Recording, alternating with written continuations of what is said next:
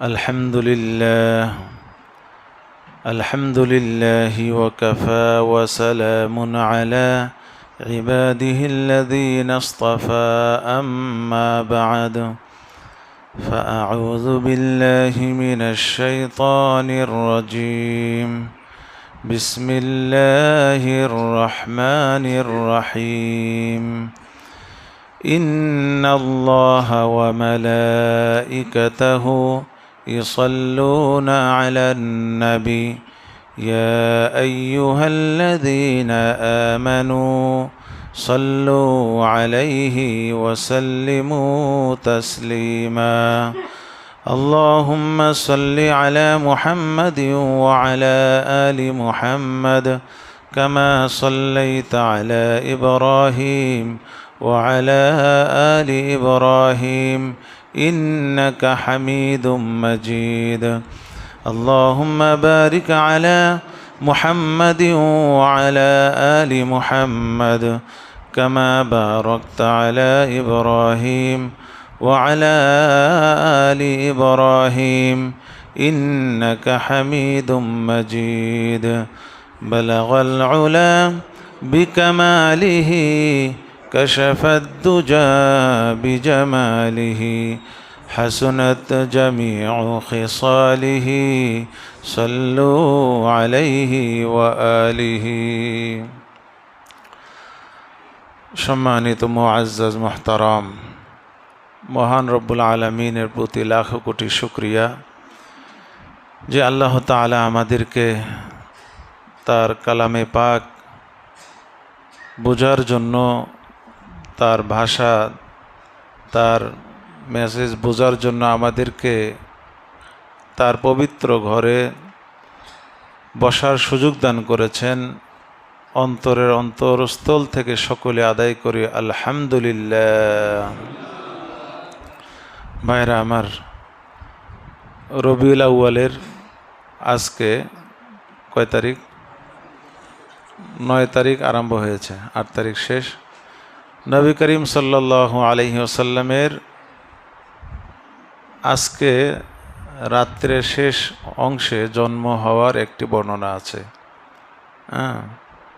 9 তারিখ, 8 তারিখ, 3 তারিখ, 12 তারিখ রবিউল আউয়ালের বিভিন্ন মতে এসেছে হাদিসে।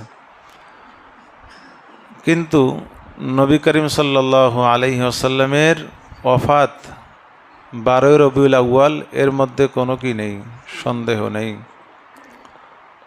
নবী করিম সাল্লাল্লাহু আলাইহি ওয়াসাল্লামের আগমন উপলক্ষে ঈদে মিলাদুন নবী পালন করা এটা শরীয়ত সম্মত নয়। এটা চরম পর্যায়ে শরীয়তের সাথে উপহাস করা, শরীয়তের সাথে কি বলবো, গুস্তাখি করার নামান্তর। সাহাবায়ে কেরাম বা নবীজি সাল্লাল্লাহু আলাইহি ওয়াসাল্লাম তার জীবদ্দশায় কখনোই এটা পালন করেন নাই। তার জন্মবার্ষিকী তিনি পালন করেন নাই, সাহাবায়ে কেরাম পালন করেন নাই। তো যদি তারা পালন না করে এখন যদি আমরা পালন করি, তাহলে আমরা কি বুঝলাম? যে আমরা সাহাবাদের চেয়ে ভালো বুঝি। সাহাবায়ে কেরাম সঠিকটা বোঝেন নাই, নাউযু বিল্লাহি মিন যালিক। অথবা আমরা ঠিকই মানি, কিন্তু তারপরেও আমরা মিলাদুন নবী পালন করব ইসলামকে উপহাস করার জন্য, নাউযু বিল্লাহি মিন যালিক। যদি কেউ এই নিয়তে করে যে ইসলামের সাথে একটা ঠাট্টা বিদ্রুপ করার জন্য ঈদে মিলাদুন নবী, এইটা যে ইসলাম, তাহলে তার ঈমান নষ্ট হয়ে যাবে। আর যদি মনে করে যে সাহাবায়ে কেরাম সঠিকটা বোঝেন নাই, তারা ঈদে মিলাদুন নবী পালন করেন নাই, তারা বোঝে নাই শরীয়ত, আল্লাহ তাআলা করতে বলেছেন, তারা বিভিন্ন আয়াতের আইটেম পেশ করে, আর কি আয়াত পেশ করে দলিল দেয়, তাহলে অর্থ দাঁড়াবে সাহাবায়ে কেরাম এটা বোঝেন নাই। তো নাউযু বিল্লাহি মিন যালিক, যে সাহাবাদের চেয়েও আমরা বেশি বুঝি, এটা আমরা কি করতেছি, দাবি করতেছি। এটা একেবারেই গুমরাহির লক্ষণ।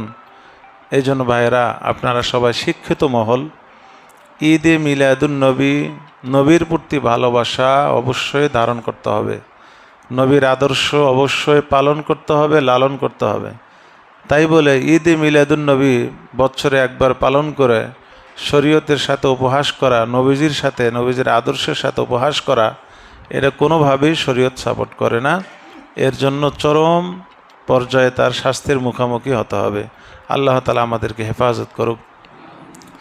নবী করিম সাল্লাল্লাহু আলাইহি ওয়াসাল্লাম, আমি কবে যেন বৃহস্পতিবার বলেছিলাম দরুদের মজলিসে, নবীজি সাল্লাল্লাহু আলাইহি ওয়াসাল্লামের এখন অসুস্থতা চলতেছে।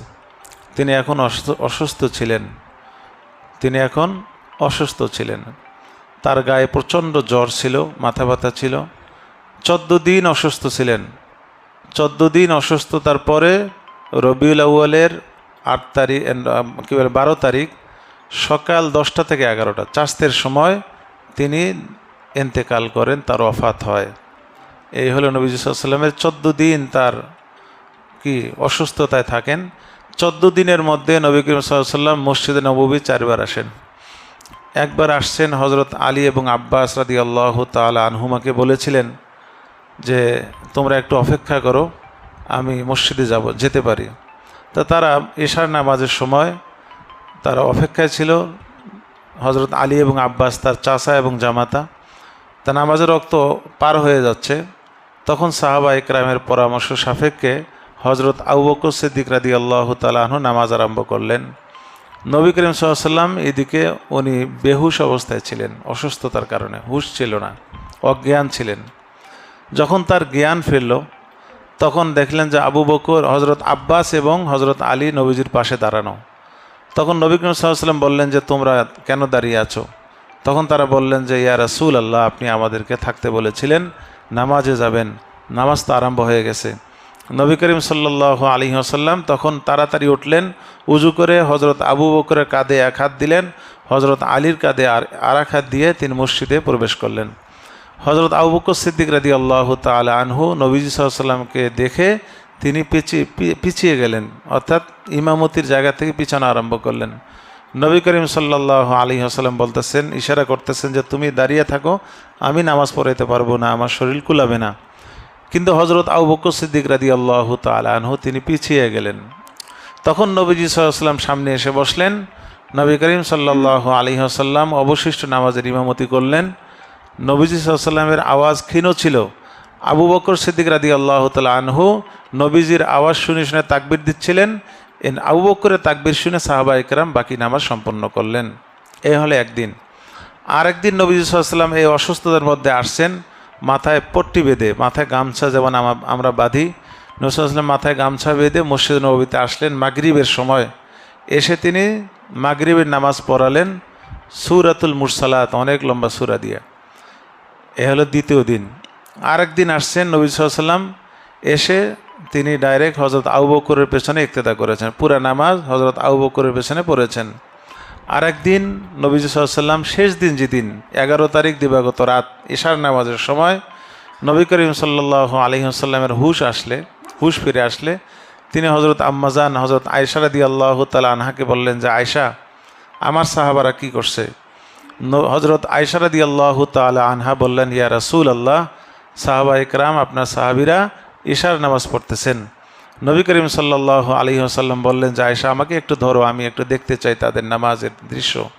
নবী করিম সাল্লাল্লাহু আলাইহি ওয়াসাল্লাম সামনে অগ্রসর হলেন, একটু হালকা হেঁটে হেঁটে তিনি পর্দা সরালেন। সাহাবা ইকরামের নামাজের দৃশ্য দেখে নবী করিম সাল্লাল্লাহু আলাইহি ওয়াসাল্লামের চোখে পানি চলে আসলো। তিনি কাঁদতে লাগলেন ঠিক, কিন্তু তার চেহারায় ছিল হাসির তার ছাপ চেহারার মধ্যে ছিল। তিনি মুস্কি হাসছিলেন, চোখে পানি ছিল। নবী করিম সাল্লাল্লাহু আলাইহি ওয়াসাল্লাম একটু পরে বিছানায় এসে শুইলেন। শোয়ার পরে তিনি আবার একটু পর বেহুশ হয়ে গেলেন। এরপরে পরের দিন সকাল 10টা চাস্তের সময় হাদিসে আসছে নবী করিম সাল্লাল্লাহু আলাইহি ওয়াসাল্লামের ওফাত হয়ে যায়। এ হলো 12 রবিউল আউয়াল মাসে নবীজির ওফাত। এটা হলো নিশ্চিত, এখানে কোনো মতনৈক্য নেই। কিন্তু আমরা এই দিনকে ঈদ বানায় ফেলি। এটা হলো চরম বড় গুস্তাকি এবং বেয়াদবি শরীয়তের সাথে নবীজির সঙ্গে। এটা পালন করা সম্পূর্ণ নিষেধ। নবীজি সাল্লাল্লাহু আলাইহি ওয়াসাল্লামের এই যে রবিউল আউয়াল কেন্দ্রিক এবং নবী সাল্লাল্লাহু আলাইহি ওয়াসাল্লামের জীবন কেন্দ্রিক যে আলোচনাগুলো, এগুলো সারা বছর করা উচিত। বিশেষ করে রবিউল আউয়াল মাসকে আল্লাহ তাআলা বেছে নিয়েছেন নবীজি সাল্লাল্লাহু আলাইহি ওয়াসাল্লামের আগমনের জন্য, নবীজির বিদায়ের জন্য রবিউল আউয়ালকে বেছে নিয়েছেন। নিশ্চয় কোনো রহস্য তো আছে, কিন্তু এই রহস্য তো নবীজি আমাদেরকে জানান নেই। জানাইছেন? এখন আমি যদি নিজে বের করে নিই রহস্য যে ঈদে মিলাদুন্নবী, তাহলে আমি বেশি বুঝলাম শরীয়তে। শরীয়তের মূলনীতি হলো, ঈদ যদি কোনো ঘটনাকে কেন্দ্র করে হতো, তাহলে দেখেন ঈদ উল ফিতির যা আছে, এটা কি কোনো ঘটনাকে কেন্দ্র করে পালন করা হয় বলেন তো? ঈদ উল ফিতরে কোনো ঘটনা ঘটেছে ইতিপূর্বে? কোনো ঘটনা কিন্তু ঘটে নাই। তাহলে ঈদ উল ফিতরের মধ্যে কোনো ঘটনা কেন্দ্রিক কোনো ঈদ পালন করা হয় না শরীয়তে। তাই যদি হতো, তাহলে ঈদ উল ফিতরটাও নিশ্চিত কোনো একটা ঘটনাকে কেন্দ্র করা হতো, যে এই দিন একটা ঘটনা ঘটেছে। তা যেহেতু কারো জন্ম উপলক্ষে ঈদ পালন করা হয় না, ঈদ উল ফিতির, তাহলে বোঝা গেলে ঈদ কোনো ঘটনা বা কোনো জন্মের সাথে সম্পর্ক নাই, কোনো ব্যক্তির বা কোনো আল্লাহর নবী রাসূলের জন্মের সাথে ঈদের কোনো সম্পর্ক নাই। ঈদের সম্পর্ক হলো ইবাদত করার পরে, ইবাদতের পরে খুশির পালন করার জন্য, খুশি হওয়ার জন্য ঈদ পালন করতে হয়। যেমন রমজানে সারা রমজান ইবাদত, ইবাদতের পরে আল্লাহ তাআলা কী করেছেন? একটা খুশির দিন দিয়েছেন, সেটা কি? ঈদ। ঈদুল আজহাও ওটাও একটা খুশির দিন। হ্যাঁ, ঈদুল আজহা, ওই দিনে আল্লাহ তাআলার জন্য কি করা হয়? কোরবানি। ওই দিন গোস্ত খাওয়ার কি থাকে? একটা ব্যাপার থাকে, আল্লাহর জিয়াফত। এই জন্য ওটাও খুশির দিন, ইবাদতের দিন, কিন্তু কোনো ঘটনাকে কেন্দ্র করে না। অনেক মুফাসসিরিনরা বলেছেন ঈদুল আজহা যে 10 তারিখে পালন করা হয়, এটার সাথে কোনো নির্দিষ্ট কোনো ঘটনার সম্পর্ক নেই। ইব্রাহিম আলাইহিসসালামের যে ঘটনাটা বলা হয়, সহি ঘটনা হলো ইব্রাহিম আলাইহিসসালাম হজরত ইসমাইলকে তো কোরবানি দিয়েছেন, এইটা কোনো তারিখের সাথে কি ছিল না, সম্পর্ক ছিল না, কোরআনে নেই যে 10 জিলহজ কী করেছেন? হজরত ইব্রাহিম কোরবানি করেছেন, এমন কোনো কোরআনেও বর্ণিত নাই। এই জন্য মুহাদ্দিসিনরা বলেছেন, মুফাসসিরিনরা বলেছেন, ঈদ এটি কোনো নির্দিষ্ট কোনো ঘটনা কেন্দ্রিক হতে পারে না, এটা হলো ইবাদত কেন্দ্রিক ঈদটা পালন করতে হয়। বিজয় নবীজি সাল্লাল্লাহু আলাইহি ওয়াসাল্লামের জন্মের সাথে ঈদের কোনো কি নেই, সম্পর্ক নেই। আল্লাহ তাআলা আমাদেরকে বোঝার তৌফিক দান করেন। নবী করিম সাল্লাল্লাহু আলাইহি ওয়াসাল্লামের মদিনার জীবন, মদিনার তার ওঠা বসা, এইগুলো নিয়ে আলোচনা করেন, এইগুলোকে নিয়ে জল্পনা কল্পনা করেন। মদিনার অলিতে গলিতে ঘোরাঘুরি করার চেষ্টা করেন, সেখানে যান না, গিয়ে নবীজির সিরাত পড়েন, আর নবীজির এখানে কোথায় কি করেছেন নবীজি, এগুলোকে নিয়ে আলোচনা করেন। এটা হলো ঈমানকে তাজা করে। নবীজি সাল্লাল্লাহু আলাইহি ওয়াসাল্লাম মদিনায় ছিলেন, মক্কায় থেকে যে আসলেন মদিনায়, এই তো রবিউল আউয়াল মাসে তো এসেছেন। মক্কাবাসীরা তো নবীজি সাল্লাল্লাহু আলাইহি ওয়াসাল্লামকে হত্যার কি করেছিল? পরিকল্পনা। নবীজি সাল্লাল্লাহু আলাইহি ওয়াসাল্লাম মক্কা ছেড়ে কোথায় চলে গেলেন? মদিনায়। সব কিছু ছেড়ে চলে আসলেন এই রবিউল আউয়াল মাসে। তারপর নবীজি সাল্লাল্লাহু আলাইহি ওয়াসাল্লাম মদিনায় আসলেন। মদিনায় এসে তার জীবন কেমন গেল? নবীজি সাল্লাল্লাহু আলাইহি ওয়াসাল্লামের গায়ে 2টি কাপড় ছিল, একটি পরনে, একটা গায়ে দিতেন, এহরামের কাপড় যেমন আমরা পরি। তো ওই সময় এরকম কাপড় চোপড় খুব একটা মিলতো না। নবীজির 2টা কাপড় ছিল, একটা পরতেন লুঙ্গি হিসাবে, আর একটা ইজার, অর্থাৎ একটা ইজার আর একটা চাদর হিসেবে গায়ে দিতেন। 2টি ছিল মোটা মোটা, যার কারণে নবীজি সারাদিন দাওয়াতের কাজ করতেন যে ঘেমে যেতেন। ঘামার কারণে ওই কাপড়টা ভিজে যেত, কাপড় 2টি ভিজে যাওয়ার কারণে আরও ভারী হয়ে যেত। তো নবীজির খুব কষ্ট হতো। হযরত আয়েশা রাদিয়াল্লাহু তাআলা আনহা বললেন, ইয়া রাসূলুল্লাহ, অমুক ইহুদি কাপড়ের ব্যবসা করে, আপনি যদি ইহুদির বাড়ি থেকে একটু পাতলা কাপড় নিয়ে আসতেন বাকিতে, আপনার কাছে আবার টাকা আসলে টাকা পরিশোধ করে দিতেন, তাহলে আপনার কষ্টটা কমতো। নবীজি সাল্লাল্লাহু আলাইহি ওয়াসাল্লাম হযরত আয়েশার কথা শুনে এক সাহাবাকে পাঠিয়ে দিলেন যে যাও, অমুক ইহুদির কাছে যাও, গিয়ে বলো যে আমাদের নবী রাসূলুল্লাহ তিনি আপনার কাছে পাঠিয়েছেন, তার আপনার কিছু পাতলা কাপড় 2 জোড়া এক জোড়া দেওয়ার জন্য, টাকা আসলে নবীজি আপনার হাতে দিয়ে দেবেন। তো ওই সাহাবি গেলেন ওই ইহুদির কাছে। ওই ইহুদি বলল, ওই ইহুদি তারা সবসময় ইসলামের শত্রু ছিল তখন থেকেই। ইহুদি বলল, বুঝেছি, মোহাম্মদ আমার ব্যবসাকে নষ্ট করার জন্য প্ল্যান করেছে। সে এখন আমার থেকে বাকিতে কি নিয়ে যাবে? কাপড় নিয়ে যাবে, এর অর্থ পরিশোধ করবে না, আর আমার ব্যবসা কী হয়ে যাবে? নষ্ট হয়ে যাবে, খারাপ হয়ে যাবে, আমি দেউলিয়া হয়ে যাব। এইটা হলো মোহাম্মদের প্ল্যান। বিদা আমি কি কাপড় চোপড় তাকে বাকিতে দেব না? ওই সাহাবী নবীজি সাল্লাল্লাহু আলাইহি ওয়াসাল্লামের কাছে এসে বললেন, নবীজি সাল্লাল্লাহু আলাইহি ওয়াসাল্লাম বললেন যে আল্লাহর কসম করে বলছি, সেও জানে যে আমি আল্লাহর রাসূল, সেও জানে যে তাদের চেয়ে আমি বেশি আমানত রক্ষা করি, সব কিছুই জানে। তারপরও সেই কথাগুলো বলল হিংসা এবং বিদ্বেষের মনোভাব নিয়ে। হিংসা বিদ্বেষ থেকে তার কথাগুলো মুখ থেকে এসেছে। নবীজি সাল্লাল্লাহু আলাইহি ওয়াসাল্লামের মদিনার জীবনটা অনেক, আমরা মনে করি তো খুব শান্তির ছিল না, অনেক কষ্টের ছিল। নবীজি সাল্লাল্লাহু আলাইহি ওয়াসাল্লাম না খেয়ে থাকতেন লাগাতার। না খেয়ে একদিন ছিলেন, পরের দিন সকালে গেলেন আয়েশার কাছে। সকালবেলায় হযরত আয়েশাকে বলতেছেন, আয়েশা একটু খাবার আছে? আয়েশা বললেন, ইয়া রাসূলুল্লাহ আজকে কোনো খাবার নেই। তো বললেন যে ইন্নি সাইমুন, আয়েশা আমি রোজার নিয়ত করলাম, আমি রোজার নিয়ত করলাম। সারাদিন রোজা ছিলেন, কোনো খাবার আসে নেই। পরের দিন সকালে আয়েশার কাছে আবার গেছেন, গিয়ে বললেন যে আয়েশা খাবার আছে? আয়েশা বললেন যে লা ইয়া রাসূল আল্লাহ, হে আল্লাহ রাসূল কোনো খাবার নেই। নবীজি বললেন যে ইন্নি সাইম, আমি কি রোজার নিয়ত করলাম। এইভাবে না জানি কতদিন, একদিনের কথা হজরত আয়েশা রাদিয়াল্লাহু তাআলা আনহা বলেন নবীজি দুপুরবেলায় আসছেন। আজকে আর জিজ্ঞাসা করেন না আয়েশা খাবার আছে কিনা, কেননা কয়েকদিন জিজ্ঞাসা করছে খাবার নেই, তা বারবার জিজ্ঞাসা করলে একটা মনেরও তো কী থাকে, একটা ব্যাপার। নবীজি সাল্লাল্লাহু আলাইহি ওয়াসাল্লাম আজকে জিজ্ঞাসা করেন নাই। আমি নিজে নবীজি সাল্লাল্লাহু আলাইহি ওয়াসাল্লামকে গিয়ে বললাম, ইয়া রাসূল আল্লাহ, আপনার জন্য একটু হাদিয়া এসেছে, হাইস খাবার এসেছে। হাইস হলো ছাতু, ঘি এবং খেজুর, এই তিনটেকে মিক্সার করে যে খাবারটা হয় হালুয়া জাতীয়, এই খাবারটা এসেছে। নবীজি সাল্লাল্লাহু আলাইহি ওয়াসাল্লাম বললেন, আমি তো রোজার নিয়ত করেছিলাম আয়েশা, তারপরেও যেহেতু বলছো হাদিয়া এসছে, খাবার নিয়ে আসো। তখন নবীজির সামনে আসলে নবীজি সাল্লাল্লাহু আলাইহি ওয়াসাল্লাম খাবারটা খেয়ে ফেলেন। এখান থেকে ওলামায়ে কেরাম বলেন যে নবীজি সাল্লাল্লাহু আলাইহি ওয়াসাল্লাম কোন পর্যায়ের ক্ষুধার্ত থাকলে তিনি রোজা ভাঙতে বাধ্য হন, কোন পর্যায়ে ক্ষুধার্ত থাকলে রোজা ভাঙতে বাধ্য হন। হ্যাঁ, এই হলো নবীজির জীবন গেছে। আর আমাদের এক বেলা না খেলেই আমাদের কী শুরু হয়ে যায়, অস্থিরতা, হতাশা, হ্যাঁ, নিরাশা, সব কিছু আমাদের ভেতরে কাজ করে। আরাম আয়েশের শেষ নাই, এসির মধ্যে নামাজ, এসির মধ্যে ঘুমানো, সব কিছু এসি। নবীজির যুগের কি আবহাওয়া কি এর চেয়ে ঠান্ডা ছিল? বাংলাদেশের চেয়ে ঠান্ডা ছিল? যারা এই যে আগস্ট এবং কি সেপ্টেম্বরে যারা হজে গেছেন বা উমরায় গেছেন, তারা জানেন যে মক্কা মদিনার গরম কোন পর্যায়ে।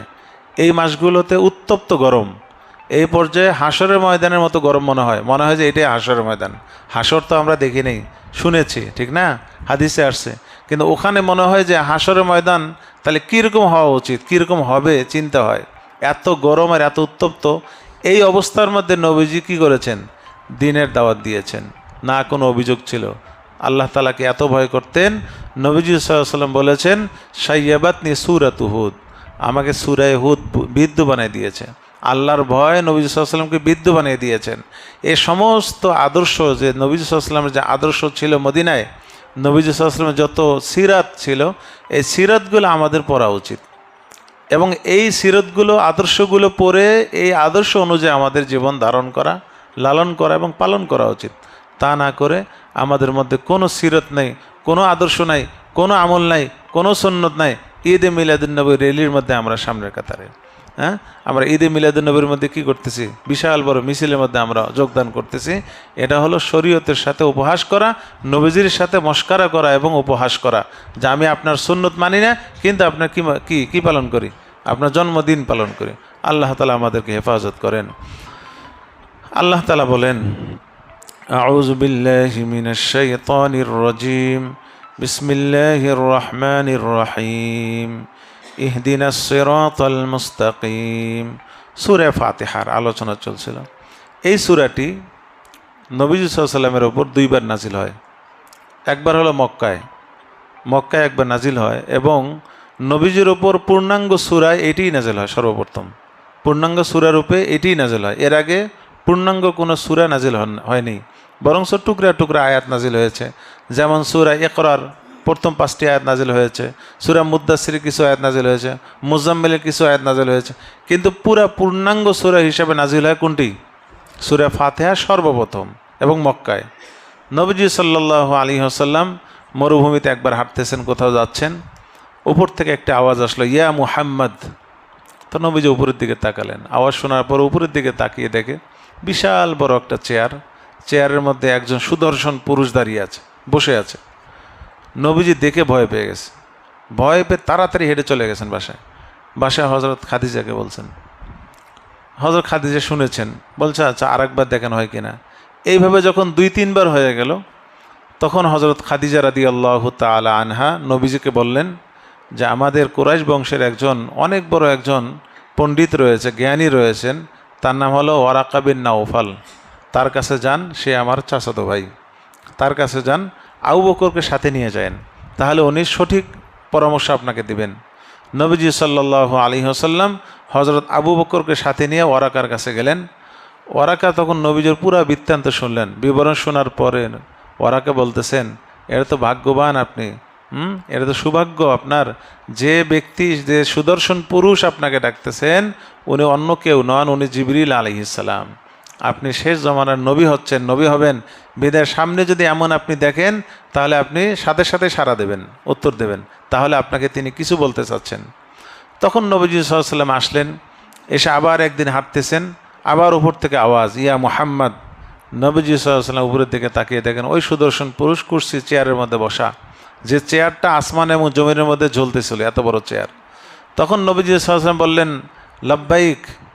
লাব্বাইক যখন বলছেন, তখন জিবরিল আমিন বললেন যে আপনি হলেন ইন্নাকা রাসূলুল্লাহ, আপনি আল্লাহর পক্ষ থেকে প্রেরিত রাসূল, আর আমি হলাম আল্লাহর পক্ষ থেকে জিবরিল, আল্লাহর ফেরেশতা জিবরিল, আপনার কাছে প্রেরিত হয়েছি। আপনার কাছে আল্লাহর ওহী নিয়ে আসার জন্য আমাকে নির্দেশনা দেওয়া হয়েছে। তখন হযরত জিবরিল আমিন বললেন, আপনি পড়ুন, বিসমিল্লাহির রহমানির রহিম, আলহামদুলিল্লাহি রাব্বিল আলামিন, আর রহমানির রহিম, মালিক ইয়াউমিদ্দিন, ইয়্যাকা না'বুদু ওয়া ইয়্যাকা নাস্তাঈন, ইহদিনাস সিরাতাল মুস্তাকিম, সিরাতাল্লাযীনা আন'আমতা আলাইহিম গায়রিল মাগদুবি আলাইহিম ওয়ালাদ-দাল্লিন। পুরা সূরা নাজিল করলেন। নবীজি সাল্লাল্লাহু আলাইহি ওয়াসাল্লাম সাথে সাথে এই সূরা কি করে ফেললেন? মুখস্থ করে ফেললেন, আয়াতে নিয়ে আসলেন। এই হলো সূরাটি একবার মক্কা অবতীর্ণ হয়। আরেকবার অবতীর্ণ হয় যখন মদিনায় হিজরত করে গেলেন, যখন কেবলা চেঞ্জ হয়ে গেল, তাহবিলা কেবলা। যখন নবীজি সাল্লাল্লাহু আলাইহি ওয়াসাল্লাম মক্কায় থাকাকালীন তার কেবলা কী ছিল বলেন তো? না, মক্কায় থাকাকালীন বাইতুল্লাহ কেবলা ছিল। মক্কা থাকাকালীন বাইতুল্লাহ, কেননা নবীজি সাল্লাল্লাহু আলাইহি ওয়াসাল্লামের মিল্লত ছিল, নবীজি এবং কুরাইশদের মিল্লত ছিল মিল্লতে ইব্রাহিমে ইসমাইলি। আর আহলে কিতাব যারা ইহুদি নাসারা, তাদের মিল্লত, তাদের ধর্ম ছিল মিল্লতে ইব্রাহিমি ইয়াকুবি। খেয়াল রাখবেন, মিল্লতে ইব্রাহিমি আমরাও, তারাও এই মিল্লতে ইব্রাহিমি। আমাদের মিল্লতে ইব্রাহিমি হলো মিল্লতে ইব্রাহিমি ইসমাইলি। মিল্লতে ইব্রাহিমি ইসমাইলি যারা, তাদের কেবলা হলো বাইতুল্লাহ, সে আগে থেকে ছিল। তা নবীজি তো ছিলেন কুরাইশ বংশের, বিদায় তিনি হিজরত করার আগ পর্যন্ত ওই মিল্লতে ইব্রাহিমি ইসমাইলের উপরে নির্ভর করে বাইতুল্লাহ কি মানতেন? বাইতুল্লাহকে কেবলা মানতেন। যখন তিনি মদিনায় গেলেন, তখন আল্লাহ তাআলা নবীজিকে বললেন, ইয়া রাসূলুল্লাহ, মদিনাবাসীরা তো ম্যাক্সিমাম হলো কি ইহুদি, ইহুদি যেহেতু, আর ইহুদিরা হলো মিল্লতে ইব্রাহিমি ইয়াকুবি, তাদের কেবলা কি? মসজিদুল আকসা। বিদায় আপনি মসজিদুল আকসাকে কেবলা মানেন, তাহলে তাদের ইসলাম গ্রহণ করাটা সহজ হবে। তারা ভাববে যে না, আমাদের ধর্ম যেরকম তারাও তো ওইটাকে কেবলা মানে, তাহলে মোহাম্মদ হয়তো কি সঠিক দিনের উপরে আছে। বিদায় আপনি বাইতুল্লাহকে আপাতত কেবলা না মানে কি মানুন? মসজিদুল আকসাকে কেবলা মানুন। নবীজি সাল্লাল্লাহু আলাইহি ওয়াসাল্লাম হিজরতের পরে মসজিদুল আকসাকে কেবলা মানা আরম্ভ করলেন। আর ইহুদিরা কি আরম্ভ করলো? রটানো আরম্ভ করলো। ইহুদিরা পুরা মদিনা ছড়াই দিল, গুজব ছড়াই দিল যে দেখো মোহাম্মদ আস্তে আস্তে কি তার ধর্ম চেঞ্জ করে ইহুদি ধর্ম কি গ্রহণ করতেছে। কেন? যে দেখো তাদের কেবলা ছিল আগে কি কাবা, এখন কোন কেবলা মানা আরম্ভ করছে? মসজিদুল আকসা। যখন দেখতেছে কোনো ফায়দা হচ্ছে না, বরঞ্চ তারা উল্টা আরও রিয়াকশন হচ্ছে, তখন আল্লাহ তাআলা কে কেবলা চেঞ্জ করে দিলেন। বাস পুরো দ্বিতীয় পাড়ার প্রথম পৃষ্ঠা থেকে প্রথম 2 পৃষ্ঠা কেবলা চেঞ্জের ঘটনা আছে, ওরা আপনি দেখে নিন। তখন আল্লাহ তাআলা নবীজির কাছে ওহী নাযিল করলেন, জহরের নামাজে নামাজ পড়াচ্ছিলেন বা আসরের নামাজ পড়াচ্ছিলেন, জহরের নামাজের কথা সহি, জহরের নামাজ পড়াচ্ছিলেন, ওই অবস্থায় জিবরিল আমিন এসে বললেন, ইয়া রাসূলুল্লাহ, কেবলা চেঞ্জ হয়ে গেছে, আপনি কি করুন? কেবলাকে চেঞ্জ করে ফেলুন, আপনার এখন থেকে কেবলা হলো বাইতুল্লাহ। নবীজি সাল্লাল্লাহু আলাইহি ওয়াসাল্লাম সাথে সাথেই কি করলেন? ওই নামাজের মধ্যে 2 রাকাত পড়ছেন বাইতুল মাকদাসের দিকে, আর 2 রাকাত কোন দিকে পড়লেন? বাইতুল্লাহর দিকে। সেই মসজিদে কেবলাতাইন এখনও কোথায় আছে? মদিনায় আছে। যারা হাজিরা যান, জিয়ারতে যান, আপনি দেখতে যান। এবার আসুন, ওই যে কেবলা চেঞ্জ হওয়ার পরেই এই সূরা ফাতিহা আবার নতুন করে কি করা হয়? অবতীর্ণ করা হয়। কেবলা চেঞ্জ হওয়ার পরে সূরা ফাতিহা আবার নতুন করে কি করা হয়? নবীজির ওপর নাজিল করা হয়। দেখুন, নবীজি সাল্লাল্লাহু আলাইহি ওয়াসাল্লামের কেবলা চেঞ্জ হয়েছে জহরের নামাজের সময়। আসরের সময় মসজিদে নববীতে বাইতুল্লাহর দিকে নামাজ পড়িয়েছে সবাই, নবীজি পড়িয়েছেন। তাই পড়ার পরে এক সাহাবী, তিনি যাচ্ছেন নিজের গন্তব্যে, যাওয়ার সময় এক মসজিদের পাশ দিয়ে যাচ্ছেন, দেখে যে ওই মসজিদওয়ালারা আসরের নামাজ পড়তেছে, কিন্তু বাইতুল মাকদাসের দিকে ফিরে। কোন দিকে ফিরে?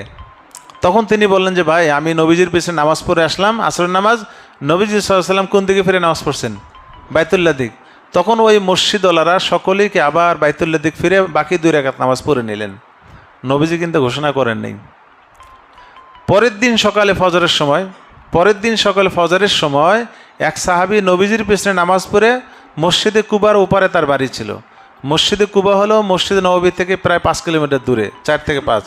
উনি হেঁটে হেঁটে যাচ্ছেন, দেখেন যে মসজিদে কুবার নামাজিরা মাত্র নামাজ পড়তেছে, 1 রাকাত হয়ে গেছে, রুকুতে আছে তারা। তখন এক সাহাবী যাচ্ছিলেন, উনি পরে দেখতেছেন যে তারা নামাজ পড়তেছে কোন দিকে ফিরে, মসজিদুল আকসার দিকে ফিরে। তখন ওই সাহাবী বললেন যে আমি নবীজির পেছনে ফজরের নামাজ পড়ে আসলাম, নবীজি সাল্লাল্লাহু আলাইহি ওয়াসাল্লাম বাইতুল্লাহ দিকে ফিরে নামাজ পড়েছেন, বিধায় তোমরা চেঞ্জ করে ফেলো। সাথে সাথে তারা কি করে ফেললেন, চেঞ্জ করে ফেললেন। নবীজি সাল্লাল্লাহু আলাইহি ওয়াসাল্লাম কিন্তু ঘোষণা করেন নাই। এখানে বহুত মাসলা আসে, যে মাসলাগুলো বলতে গেলে তাফসির করা হবে না। আমি শুধু ঘটনাগুলো জানান দিলাম, কখনো সম্ভব হলে প্রত্যেকটা ঘটনার উপর একটা করে আপনাদেরকে মাসলা জানাবো। এবার আসুন, আল্লাহ তাআলা এখানে আমাদেরকে কিছু নিয়ম শেখাচ্ছেন। নিয়মটা কি দেখুন, কারো প্রশংসা করতে হলে অনুপস্থিতিতে করতে হয়, উপস্থিতিতে প্রশংসা করতে হয় না, যে আপনি খুব ভালো মানুষ, হ্যাঁ আপনার মতো ভালো মানুষ দুনিয়ায় নাই। এই সমস্ত প্রশংসা কারো উপস্থিতিতে করতে হয় না। হ্যাঁ, এটাই শিখাচ্ছেন আলহামদুলিল্লাহ রাব্বিল আলামিন, যে সমস্ত প্রশংসা আল্লাহ আপনার। এইটাকে বলা হয়েছে, বলুন। অর্থাৎ আলহামদুলিল্লাহ রাব্বিল আলামিন অর্থ কি, যে হে আল্লাহ সমস্ত প্রশংসা আপনার, এটা নাকি সমস্ত প্রশংসা আল্লাহ তাআলার? এখানে অনুপস্থিতি রেখে, আল্লাহ তাআলাকে অনুপস্থিতি রেখে কি করা হচ্ছে, প্রশংসা করা হচ্ছে। কিন্তু সমস্ত প্রশংসা কার? আল্লাহর, যিনি হলেন কি, হ্যাঁ পরম করুণাময় অতি দয়ালু। এখানে কিন্তু কি করা হচ্ছে, এটাকে বলা হয় আপনার কি গায়েব, আরবিতে বলা হয় গায়েবের শব্দ, মানে যিনি কি থাকে, অনুপস্থিত থাকে। এরপরে বলতেছেন মালিক ইয়াউমিদ্দিন। এরপরে এবার দোয়ার পালা। আল্লাহ শিখাচ্ছেন দোয়ার ক্ষেত্রে উপস্থিত ব্যক্তি থেকে দোয়া চাইতে হয়, উপস্থিতি থেকে দোয়ার শব্দগুলো হতে হয় উপস্থিত। এই জন্য আল্লাহ তাআলা শিখাচ্ছেন ইয়াকা না'বুদু ওয়া ইয়াকা নাস্তাঈন ইহদিনাস সিরাতাল মুস্তাকিম। এবার ডাইরেক্ট আল্লাহকে বলতেছেন যে আল্লাহ আপনি আমাকে এটা দেন, হেদায়েত দেন, হ্যাঁ আপনার থেকে সাহায্য চাই। তাহলে এখান থেকে কি শিখাচ্ছেন, প্রশংসা কাহারও উপস্থিতিতে করতে হয় না, অনুপস্থিতিতে করতে হয়। কাহারও কাছে চাইতে হলে অনুপস্থিতিতে চাইতে হয় না, কি করে চাইতে হয়, তার সামনে এসে আদবের সাথে চাইতে হয়। এই আদবটা আল্লাহ তাআলা আমাদেরকে শিখালেন। আরেকটা জিনিস মনে রাখবেন, সূরা ফাতিহার মধ্যে আরেকটা জিনিস আমাদের সামনে এসেছে। পৃথিবীতে কোরআন বা হাদিসে বা আমাদের বানানো যত দোয়া আছে, এ সব দোয়া করা সুন্নত বা মুস্তাহাব, কিন্তু একটি দোয়া আছে যে দোয়াটা করা হলো ফরজ। আল্লাহ তাআলা ফরজ করে দিয়েছেন, এটা করতেই হবে। দিনে কমপক্ষে 10 বার হলেও করতে হবে, এই দোয়াটা করা ফরজ। এই দোয়াকে আল্লাহ তাআলা ফরজ করে দিয়েছেন। অন্য সব দোয়া মুস্তাহাব বা সুন্নত, করলে করলেন, না করলে গোনা নেই। কিন্তু একটি দোয়া মাত্র আছে যেটা করা হলো কি ফরজ, সেটা হলো সূরা ফাতিহার মধ্যে ইহদিনাস সিরাতাল মুস্তাকিম। হে আল্লাহ আপনি আমাকে সরল পথে চালান। কোন পথে? তাহলে বুঝা গেল হেদায়েতের উপর থাকাটা আমাদের জন্য ফরজ, এবং এই ফরজ দায়িত্বটা পালন করার জন্য কার থেকে চাইতে হবে? আল্লাহ তাআলার কাছ থেকে। এটা আমাদেরকে শেখাচ্ছে প্রত্যেক নামাজের মধ্যে কমপক্ষে 5 ওয়াক্ত নামাজে প্রথম 2 রাকাত সূরা ফাতিহা পড়া ফরজ। এটা অবশ্যই আমাদেরকে পড়তে হবে। এখন কথা হলো, গত সপ্তাহে বলেছিলাম সূরা ফাতিহা মুক্তাদিদের পড়া প্রয়োজন কিনা, তো তাফসীর তো শেষ হয় নাই, মাসালা আলোচনা সামনে আসবে। আমরা এখন একটু লক্ষ্য করি, ইহদিনাস সিরাতাল মুস্তাকিম। আল্লাহ তাআলা বলতেছেন যে ইহদিনাস সিরাতাল মুস্তাকিম, অর্থাৎ বান্দাকে শিখাচ্ছেন, হে বান্দা তুমি এইভাবে দোয়া করো যে হে আল্লাহ আপনি আমাদেরকে সরল পথে পরিচালিত করুন। কোন পথে? সরল পথ। সরল পথ কোনটি? সরল পথ হলো যে পথটা আল্লাহ এবং আল্লাহ রাসূল আমাদেরকে শিখিয়ে দিয়েছেন, যে পথের মধ্যে বাড়াবাড়িও নাই, কি নেই, ছাড়াছাড়ি নেই। খেয়াল করুন, যে পথে কি নেই, বাড়াবাড়ি নেই। যে দিনের মধ্যে, যে ধর্মের মধ্যে না বাড়াবাড়ি আছে না কি আছে, ছাড়াছাড়ি। এই দিনটাকে আল্লাহ তাআলা পালন করতে বলেছেন, এই দিনের উপর চলতে বলেছেন। ইহুদি এবং নাসারারা তারা অনেক বাড়াবাড়ি করেছে, আবার অনেক ছাড়াছাড়ি করেছে। নাসারারা বাড়াবাড়ি কি করছে, তারা হযরত ঈসা আলাইহিস সালামকে আল্লাহর ছেলে বানিয়েছে না? কি বলেছে তারা? ওয়াকালাতিন নাসারা আল মাসিহ ইবনুল্লাহ। নাসারারা বলে আর ঈসা হলো কি আল্লাহর ছেলে। ইন্নাল্লাহা হুয়াল মাসিহ ইবনু মারিয়াম। তারা বলতো যে আল্লাহ তো হলেন মরিয়মের ছেলে ঈসা। নাউজুবিল্লাহি মিন যালিক। এটা অনেক বাড়াবাড়ি তারা করেছে। আবার ইহুদিরা, তারা আবার ধর্মের দিক দিয়ে অনেক ছাড়াছাড়ি করেছে। যাকে নবী মানা উচিত তাকে নবী তো মানেই নাই, বরঞ্চ তাকে জারজ সন্তান বলেছে, নাউজুবিল্লাহ। ইহুদিরা কি করেছে? ঈসা আলাইহিস সালামকে তারা নাউজুবিল্লাহ জারজ মনে করত। ঈসাকে কি মনে করত? জারজ। এবং হজরত মারিয়ম আলাইহিস সালামকে তারা কি মনে করত? বেবিচারিণী মনে করত, জানিয়া জেনাকারিণী মনে করত।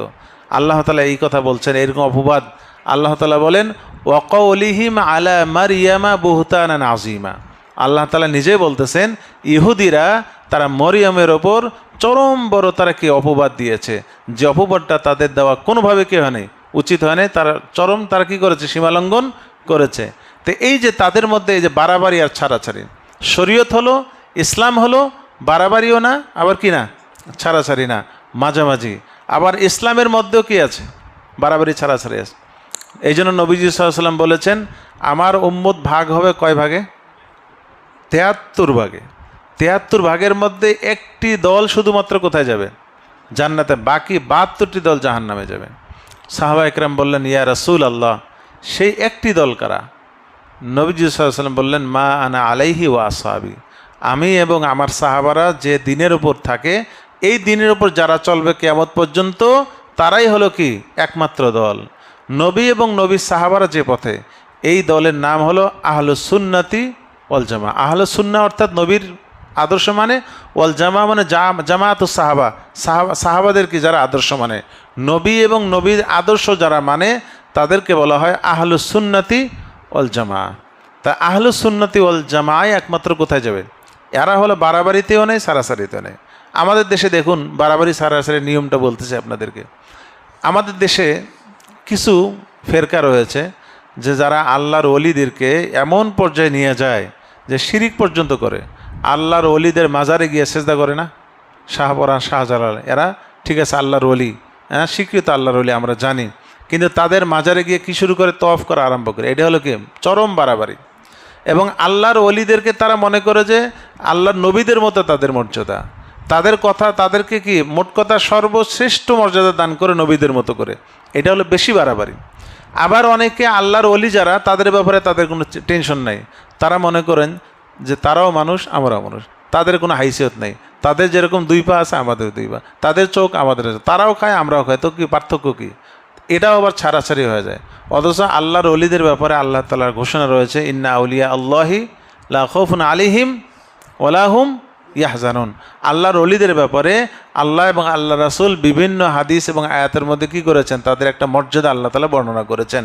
তা এই আহলে সুন্নাত ওয়াল জামাতের আকীদা হলো, তাদের বিশ্বাস হলো যে আল্লাহর ওলিদের অনুসরণ করতে হবে। তারা নবী এবং রাসূল থেকে যে আদর্শগুলো লালন করে তারা আমল করে, তার চাল চলন ওঠা বসা আমাদের কি করতে হবে? ফলো করতে হবে। তাদের মর্যাদা আমাদের লালন করতে হবে, ধারণ করতে হবে। এটা হলো আহলে সুন্নাত ওয়াল জামাতের আকীদা। কিন্তু আমাদের দেশে কি এই 3টা দলই আছে। একবারে কি বেশি বাড়াবাড়ি করে আল্লাহর ওলিদের ক্ষেত্রে, আবার অনেকে আছে এদেরকে কোনো পাত্তাই দেয় না। আবার আহলে সুন্নাত ওয়াল জামাত যারা, তাদের বিশ্বাস হলো আল্লাহর ওলি যারা, তাদের প্রতি মহাব্বত, ভালোবাসা, অনুসরণ, অনুকরণ কি ঠিক রাখতে হবে। তেমনিভাবে দেখুন আমাদের অর্থাৎ তকদিরের ক্ষেত্রে কি করি আমরা? কেউ কেউ তকদিরের ক্ষেত্রে এমন আকীদা লালন করে যে মানুষ হলো নিজে কি কর্তা, যে কোনো কাজ করতেছে মানুষ, টাকাওয়ালা হচ্ছে, গরিব হচ্ছে, সব নিজের কর্মে। হ্যাঁ, মানুষ যা করতেছে তার নিজের কর্মফল, নিজের, এখানে আল্লাহর কোনো হাত নাই। নাউজুবিল্লাহি মিন যালিক। এইটা হলো এক গ্রুপ। আর এক গ্রুপ মনে করে মানুষ যা করে সব আল্লাহর পক্ষ থেকে, কি ওখানে রেকর্ড, টেপ রেকর্ড চলতেছে, ঘুরতেছে ফিতা, আর এদিকে আমরা কি করতেছি? চলতেছে। আসে না, ফিতে একদিকে ঘুরে আর একদিকে কি হয়, সিনেমা যেরকম দেখা যায় সব, ওইদিকে ফিতা করে এদিকে কি সব দেখা যাচ্ছে।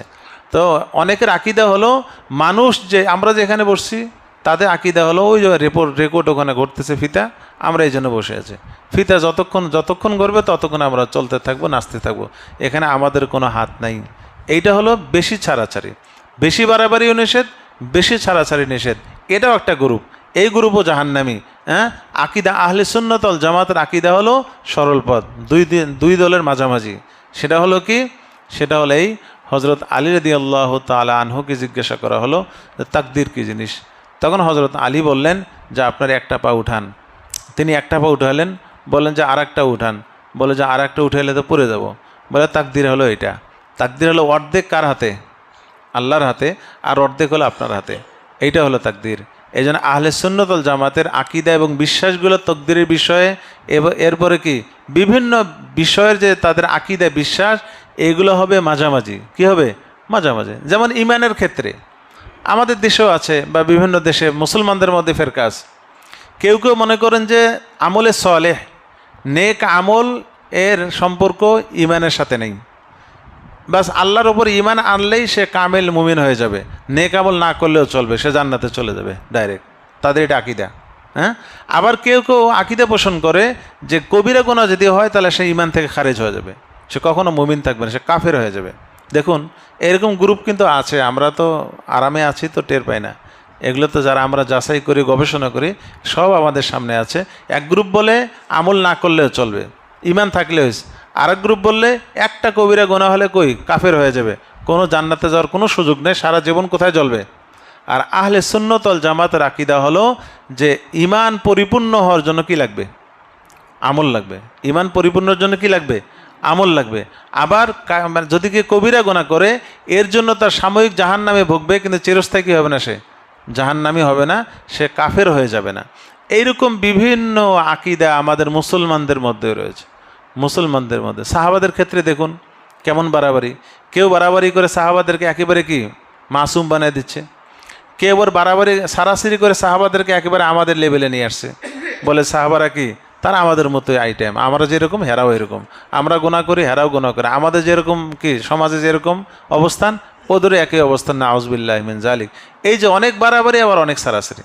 আহলে সুন্নাত ওয়াল জামাতের আকীদা হলো, আহলে সুন্নাত ওয়াল জামাতের আকীদা সাহাবারা হলেন মাগফুর, আল্লাহ তাআলা তাদেরকে ক্ষমা করে দিয়েছেন, ক্ষমা করে দিয়েছেন। আল্লাহ তাআলা তাদের ওপর রাজি, কিন্তু আমাদের ওপর রাজির কোনো কি নেই, সার্টিফিকেট নেই। কিন্তু সাহাবাদের ওপর রাজির কি রয়েছে? সার্টিফিকেট রয়েছে, স্বয়ং কোরআনে রয়েছে।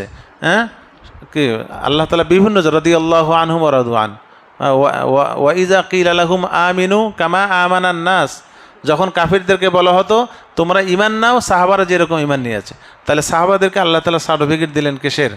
হ্যাঁ, হকের মাপকাঠির জন্য আল্লাহ তাআলা কি দিলেন? আল্লাহ তাআলা সার্টিফিকেট দিলেন। আমাদের দেশে কেউ মনে করে কি সাহাবারা হকের মাপকাঠি নয়, হকের মাপকাঠি নয়, এটা চরম গুস্তাখি সাহাবাদের সাথে। আল্লাহ নবী সাল্লাল্লাহু আলাইহি ওয়াসাল্লাম বলেছেন আল্লাহ আল্লাহ ফি আসহাবি, হে আমার উম্মতেরা আমার সাহাবাদের সম্পর্কে মুখ খুলতে আল্লাহকে ভয় করো। লা তাত্তাখিযুহুম গারদাম মিন বাদি, আমি মারা যাওয়ার পরে আমাদের সাহাবাদের কোনো ভুলকে সামনে এনে, যদি ভুলও হয় তাদের ভুলকে সামনে এনে তাদেরকে কি সমালোচনার টার্গেট বানাইবে না কখনো। স্বয়ং নবীজি সহিহ হাদিসে আসছে, নবীজি বলেছেন যে আমার সাহাবাকে কখনো টার্গেটে ফেলবে না, কখনো সমালোচনা করবে না।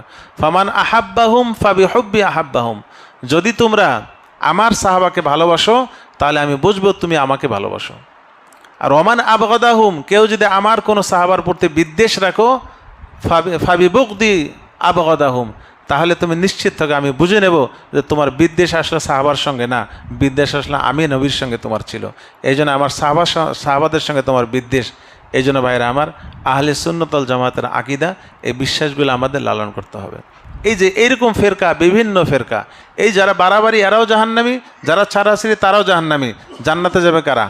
এই যে যারা মিডিয়াম মাঝখানে যারা রয়েছে, যারা মাঝামাঝিতে রয়েছে, সরল পথে রয়েছে, এরাই হলো এই কথাই বলেছে যে বাইনাল ইফরাতি ওয়াত তাফরিদ, বাড়াবাড়ি ছাড়াছাড়ি মাঝামাঝি হলো সঠিক পথ, উম্মতে ওয়াসাত মানে মধ্যমপন্থী উম্মত। আহলে বাইত নবীজির পরিবারবর্গের সম্পর্কে আকীদা দেখুন, শিয়ারা তো তার নবীজির পরিবার হযরত আলীকে নবী পর্যায়ে নিয়ে যায়। তারা বলে যে জিবরিল আমিন ভুলে কোথায় নিয়ে আসছে, ওহি মুহাম্মাদের কাছে নিয়ে গেছে, আসলে তো হকদার ছিল কে? আলী, কিন্তু ভুলে কোথায় নিয়ে গেছে? মুহাম্মাদেরকে ওহি নিয়ে গেছে। আবার কেউ কেউ তো হযরত আলীকে আল্লাহ পর্যন্ত মেনেছে, না আউযুবিল্লাহ, অনেক বাড়াবাড়ি। আহলে বাইতকে একবারে বাড়াবাড়ি পর্যায়ে চলে গেছে কেউ। আবার কেউ কেউ আহলে বাইতের ব্যাপারে কোনো মাথা ব্যথা নেই, তারা বলে যে এরা আমাদের মতোই, অথচ আল্লাহ তাআলা দরুদ শিখিয়ে দিয়েছে আল্লাহুম্মা সাল্লি আলা মুহাম্মদ ওয়া আলা আলি মুহাম্মদ। আহলে বাইতের কথা আল্লাহ তাআলা বলেছেন, এই যে আহলে বাইতের প্রতি আমাদের অত্যন্ত মহব্বত রাখতে হবে, শ্রদ্ধা রাখতে হবে, ভালোবাসা রাখতে হবে, তাদের অনুসরণ করতে হবে, অনুকরণ করতে হবে। আবার খুব বাড়াবাড়িও কি করা যাবে না। এইটা হলো আহলে সুন্নাত ওয়াল জামাতের আকীদা। এই জন্য ভাইরা আমার, এই যে আমাদের রবিউল আউয়াল মাস, রবিউল আউয়ালের আমাদের যে শিক্ষা সেটা হলো কোনোভাবেই যেন এমন কাজ আমাদের দ্বারা না হয় যার দ্বারা নবীজির সঙ্গে বেয়াদবি কোনো আচরণ প্রকাশ পায়। আমার মধ্যে সুন্নত নাই, আমি নবীর প্রেমে কি নেমে গেলাম, নবীর প্রেমে গান গাইতেছি, কিন্তু আমার মধ্যে কি নাই, নবীর সুন্নত নাই। বরঞ্চ চেষ্টা করা নবীর সুন্নতটা এই মাসে যে সুন্নতটা আমার থেকে ছুটে গেছে ওই সুন্নতটা আমি লালন করি। নবীজি সাল্লাল্লাহু আলাইহি ওয়াসাল্লাম ফজরের পরে ইশরাক পড়ছেন, আমি এতদিন পড়ি নাই, কাল থেকে শুরু করবে ইনশাআল্লাহ। নবীজি সাল্লাল্লাহু আলাইহি ওয়াসাল্লাম আবু বকরের নামাজ পড়তেন, আমি পড়ি নাই, কাল থেকে শুরু করবে ইনশাআল্লাহ। নবীজি সাল্লাল্লাহু আলাইহি ওয়াসাল্লাম ইশরাক চাস্তের নামাজ পড়তেন, আমি পড়ি নাই, কাল থেকে শুরু করবে ইনশাআল্লাহ। এই যে নবীজি সাল্লাল্লাহু আলাইহি ওয়াসাল্লামের সুন্নতগুলো যে কয়টা সাধ্য সম্ভব হয় পালন করার চেষ্টা করেন। ওই সমস্ত বেদাতি কাজ থেকে আমাদেরকে অবশ্যই কী করতে হবে, ফিরে আসতে হবে। নবীজির সুন্নত আমাদের ধারণ করতে হবে, সাহাবাদের প্রতি ভালোবাসা মহব্বত লালন করতে হবে। তাহলে হয়তো কিয়ামতের দিন আহলে সুন্নত ওয়াল জামাতের অন্তর্ভুক্ত হতে পারবো।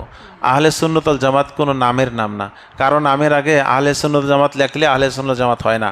কোনো দলের আগে আহলে সুন্নত ওয়াল জামাত লেখলে কি হয়ে যায় না, আহলে সুন্নত ওয়াল জামাত হয় না।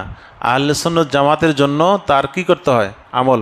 আর একটা পিওর কথা আপনাদেরকে বলি, সারা বিশ্বের ওলামা ইকরামে একমত, 4 ইমাম আবু হানিফা রহমতুল্লাহি আলাই, ইমাম মালিক রহমতুল্লাহি আলাই, ইমাম শাফি রহমতুল্লাহি আলাই, ইমাম আহমদ বিন হাম্বল, এই যে 4 জন ইমাম, এই 4 ইমামের অনুসারীরা হলো আহলে সুন্নাত ওয়াল জামাতের অন্তর্ভুক্ত। এই 4 ইমামের বাহিরে যারা আছে এরা কেউই আহলে সুন্নাত ওয়াল জামাতের অন্তর্ভুক্ত নয়। এইটা হলো আপনাদের সামনে একেবারেই সারমর্ম কথাটা আজকে বলে দিলাম।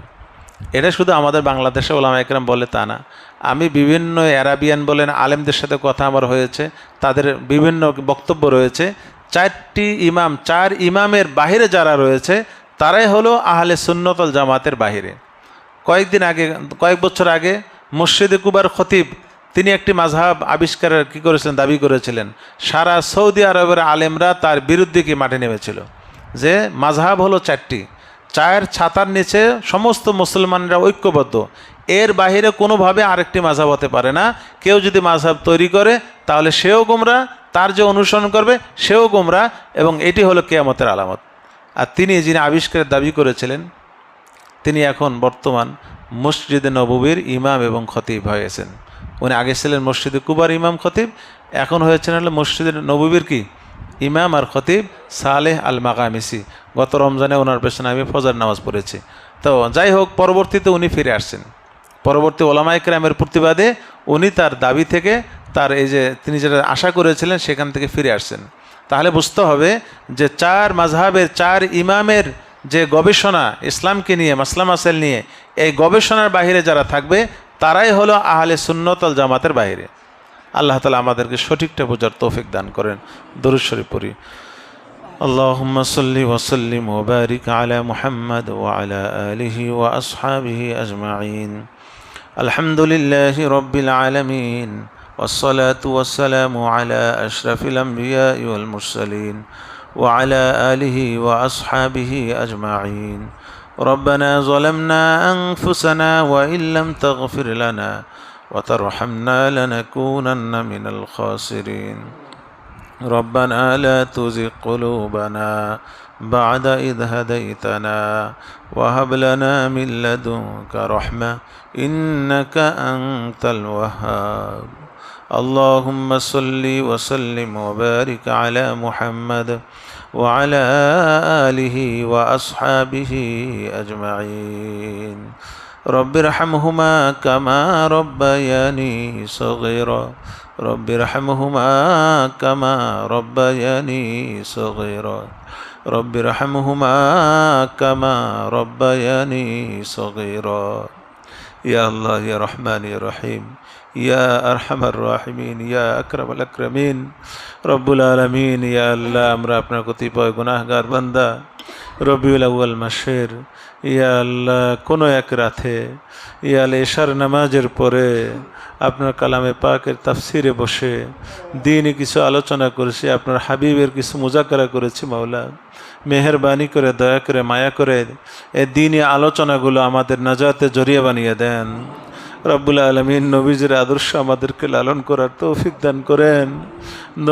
নবীজির আদর্শ আমাদেরকে লালন করার তৌফিক দান করেন। সাহাবা ইকরামের আদর্শ অনুসারী হওয়ার তৌফিক দান করেন। রব্বুল আলামিন ইয়া আল্লাহ আপনি আমাদের এই মজলিসকে কবুল ও মঞ্জুর করে নেন। আমরা যারা হাত তুলেছি আমাদের যাবতীয় হাজাত পূরণ করে দেন। আমাদের গুনাহমুক্ত হায়াত দান করেন, রোগমুক্ত হায়াত দান করেন, পেরেশান মুক্ত হায়াত দান করেন, ফিতনা মুক্ত হায়াত দান করেন, সুন্নতি জীবন দান করেন, বেদাত মুক্ত হায়াত দান করেন। রব্বুল আলামিন আপনি আমাদের দোয়া কবুল মঞ্জুর করে নেন। আমাদের সমস্ত গুনাহগুলো আপনি মাফ করে দেন। আমাদের বাবা মাকে মাফ করে দেন, দাদা দাদি নানা নানিকে মাফ করে দেন, শ্বশুর শাশুড়ি আত্মীয় স্বজনকে মাফ করে দেন, সকল মুমিন মুমিনাত মুসলিমিন মুসলিমাতকে মাফ করে দেন। রব্বুল আলামিন ইয়া আল্লাহ আপনি আমাদের দুনিয়ার লোভ আমাদের অন্তর থেকে দূর করে দেন। ইয়া আল্লাহ দুনিয়ার মোহাব্বত দুনিয়ার লোভ অন্তর থেকে দূর করে দেন, আখিরাতমুখী করে দেন।